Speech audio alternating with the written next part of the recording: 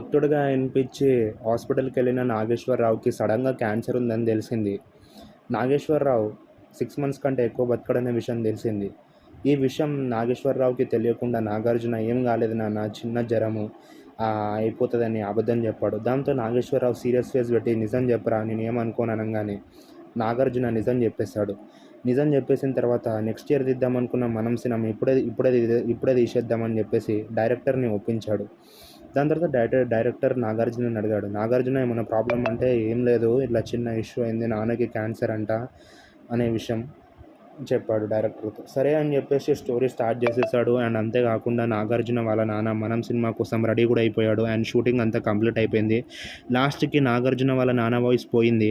అప్పుడు వేరే వాయిస్ డబ్బర్స్‌ని పెట్టి నాగార్జున అదే నాగేశ్వరరావుది వాయిస్‌ది మిమిక్రీ చేద్దాం అనుకున్నాడు. కానీ లేదు, నేనే నా వాయిస్ ఇస్తాను ఆ సినిమాకని చెప్పి